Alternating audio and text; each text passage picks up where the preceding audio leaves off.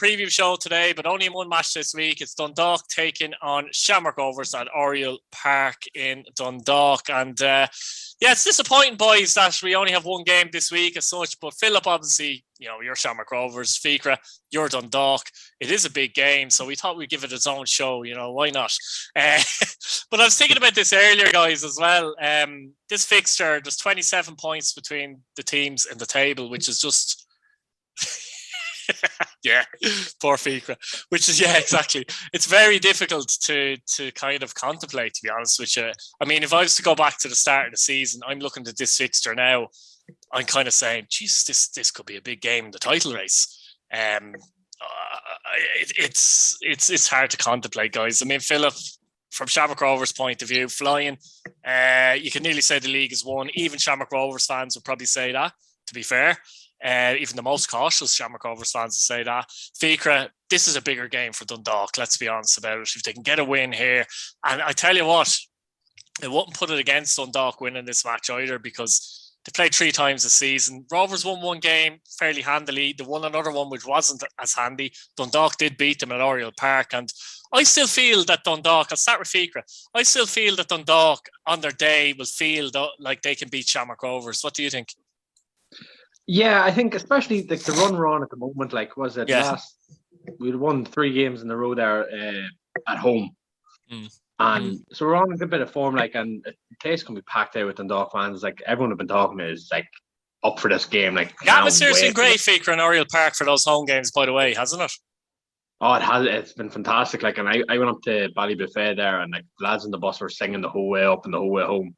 Kind of drove me a bit mad. I was looking to get to sleep, but everyone's going mad for it. They're all looking forward to this now. You're trying to do their bit, get behind the team, because there's only so much players can do. They need the fans to actually get behind them, and I think they've stood up now since we've been allowed back in the Oriel, and they've done that. So I think with the fans and the way the form's going, we think we can get something, but realistically, I'm quite happy with a point in this game. When you look at it, you said 27 points between the 2 teams. I'd be quite happy with just a point from this game and move on then to next week. What do you think has improved on the last few weeks in general for Dundalk? I don't know. I could see glimpses of all this happening throughout the season. Some players playing well, but they weren't all just clicking as one, and they're starting to do that now. I know it's too little, too late to do anything in the league, really. But I don't know if it is they're just trying to put themselves in the transfer window for Duffy and McElhaney. Around the time they signed things with Derry, started showing up. So I don't know if the rest of the boys are looking to do the same, which I really kind of hope not. Hope they are just starting to click before the knock. But I think that's all that can really be. It's just the lads are starting to fight for whatever it is they want to fight for next season, because that's all they have at the moment. Is they can fight for the cup, obviously, but in the league games they're just fighting for a club for next season, show that they actually still are good enough to play Premier League football. Yeah, I mean, Philip, I suppose in the last couple of weeks, their 2 star men, you could say, Duffy and Hooban, have really stepped up to the plate, to be fair to them, even though Duffy has officially left the club, as in next season. Chance Hooban might go as well, let's be honest, but they have actually rolled up their sleeves, haven't they, for the club, to be fair to them? Yeah, but I think, just going back to Fikra's point there, I personally think they're playing for a move, and something, I'm not going to dig out Michael Duffy, because as bad and as poor as Dundalk have been all season, he has probably been one of their better players at most stages. Obviously, he's had his little bits of poor form as well, but in a general consensus, I think that he's been in the trenches all year, and I think he was playing for a move the last couple of weeks, in my opinion. But again, I don't know what to think about the whole thing, to be honest with you. I think this game, look, we've seen what happened up in Oriel. Last time we played them, they'd done a sin up there, and another night we could have won comfortably, I thought, with the chances we had in the game. But again, it's very hard to predict with Dundalk. You don't know what you're going to get. It's usually chalk or cheese at the moment, I suppose. And it's nice to see Fikra humble as well about the fact that how poor his side have been, and not trying to come up with excuses, because being realistic, I personally think the recruitment went wrong, and everything's gone wrong from this season, and I think Vinnie Perth is the reason why they're not sitting bottom of the table, if I'm being completely honest with you. And yeah, I just think that Rovers, the game is there for Rovers to win. But look, I suppose you made a good point there a minute ago yourself, Keith, that the league is pretty much wrapped up and Dundalk has more to play for, I think, now personally in this, you know, and they need to extend that gap, being realistic with you, you know, because if we beat them and then Waterford take points in their next game, you know, it gets the squeaky bum time. If it already is squeaky bum time for them, but it gets there even it gets even squeakier, if you want to put it that way, when it comes to it. So yeah, no one likes to squeak your bum.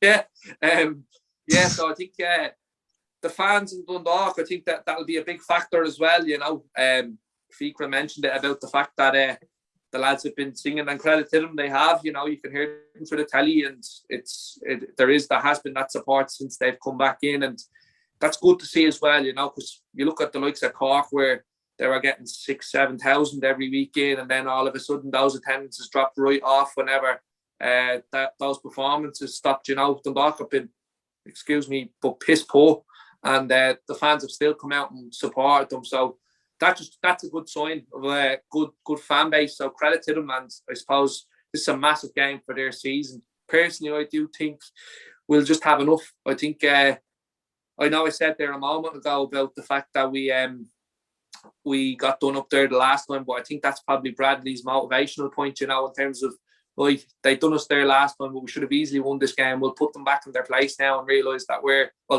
cement our place as Ireland's number one at the minute, you know, and yeah, I think we'll win the game comfortably, to be completely honest. That's key though, Philip, isn't it, for Shamrock Rovers? You mentioned there is the hunger aspect, and even, you know, you could go out in the pitch and think like we're going to give it our all today, but subconsciously, at the back of your mind, you mightn't give the percentage that Dundalk might give, because they kind of do have more to play for. But Dundalk haven't kept a clean sheet actually in 15 games as well, and Rovers have, you know, Mandrew, who's kind of gone under the radar a little bit lately, I would suggest, with his form. I think he's been playing quite well. I've said it a million times. I'm not really going to repeat myself, but he's the type of player who will drift in and out of games, because that's the type of player he is. But he gets into some excellent positions, and once he gets into those positions, he can finish. 9 league goals this season. Like he probably all this, because of all this kind of other stuff and off field and things like that, he doesn't get the credit he deserves, maybe. But I do think he's grown into the season, and he has performed very well for Shamrock Rovers, and there's no doubt in his ability. Yeah, no, 100%, Keith. Like, I think you said there, he's drifted through games. I think he's drifted through the season, if I'm completely honest with you. The way he goes about things, it's not what we're used to seeing at Rovers. You know, we've seen Jack and we've seen Aaron McInnes, the lads that get the ball down, play football. Danny does that, but he does it in a way that is not. It's not as influential, but it is in a sense, because when it comes to when the cookie crumbles, he's there to take the chance. You know, he's in those attacking positions, whereas maybe your Burns and your McInnes weren't, even though they did score goals coming from midfield. But I just think Mandrew plays a little bit higher up the pitch. Yeah, look, again, all the off the field stuff, Keith, it's a massive thing, I imagine, for him, you know, because look, he's still a young lad, like, you know what I mean, 23, 24 now, I think he is, like, and that's still young for a footballer, and having to deal with all that abuse that he's been getting from Bows fans and family stuff and all that, you know, it just goes to show how classy Bows are, you know, a player that gave them so much, and that's how you treat them. I know he pissed off to their bitter rivals, but still, like, you know, I think he could have got a bit of a not a better reception, but they probably could have just left alone with what happened in up in Dalymount there a few weeks back. But I think, Philip, though, I'll be honest, I don't think it helped him. He kind of appeared to down tools of Bohemians, which probably wasn't the right thing either. And then he moves to Shamrock Rovers. So I think generally that comes from that a little bit, like, you know what I mean? I think if, like, Pico Lopez has moved from Bohemians to Shamrock Rovers, yeah, he gets a bit of abuse, but that kind of fades a little bit. And has faded a little bit. Like, he doesn't get mad abuse, you know what I mean? And there's probably a deep down, we won't say it too loud, respect there, you know, that kind of way. But I think with Danny, unfortunately, it appeared he'd down tools, and it probably didn't help himself either there. Yeah, well, look, I suppose the way I look at it is, though, Keith, is the manager didn't play him. And, like, I hate to say it, like, he didn't play for most of the season. He didn't play the whole season, essentially. He played a couple of games at the start of the season, and then he just wasn't picked at all then. And I can understand the player can go through a couple of bad games. Danny's done it with us, for Christ's sake. Do you know what I mean? But he was dropped and he got very little chances after he was dropped, like, you know, and I don't know, I think it's the best thing that ever happened to him that he came over to us, because he's been flying since, even though he hasn't been flying, if you know what I mean, because we all know he can go up another gear. We all know he can play to another level that we probably haven't seen with Rovers, even though he's been very good. But look, I suppose back to the game, Keith, as I said, this is a game that he'll relish, you know, games like these big games. I personally think anyways, sometimes he goes under the radar in the big games, and I think he should play because he's been playing really well. So I think he might be involved and get a couple of goals in this one, to be honest with you, the way he's been playing lately. Fikra, the funny thing is, we were talking about Hooban and Duffy there, and they've got all the plaudits in the last few weeks, rightfully so. But a player that actually wasn't playing well at all was Greg Sloggett. But he's been excellent, hasn't he, the last few weeks for Dundalk? I don't know where it's come from, but he has. Yeah, I don't know where it's come from himself now, but he has, as you say, he has been one of our better players the last couple of weeks. I think, was it the Finn Harps game he went off injured, or was it the Bows game? I can't remember now exactly. But it was the Bows. That was Bows, actually, you're right, yeah. They all came in that quick. But he went off in that, and I remember like people were like worrying, like proper like worrying about like, oh, hopefully he's fit now because this could derail everything for us. But he's just been fantastic. So he has like really putting in the shifts that we know he can do. Like as I said, like before, like he was one of these players that would show 20 minutes in a game how good he is, and then he just disappear. But now he's doing it for the full 90 minutes, which is fantastic to see. And hopefully he's not just doing it to put himself in the window. Hopefully he's doing it because he wants to stay at Dundalk and win trophies. But we won't mention Derry City. I don't think he's that type of player, though. I really don't think he's that type of. I don't think he's that type of player that play for a move. He tends to. Well, from what I've seen of him, he plays with his heart on his sleeve, you know, and I think the club means a lot to him. Like, you know, I think that's what he's one of those players. To be honest with you, Philip, I think personally, whether you might be going to another club or not, my attitude will be you just play for that club and do the best you can for that club until the end of the season. You're contracted.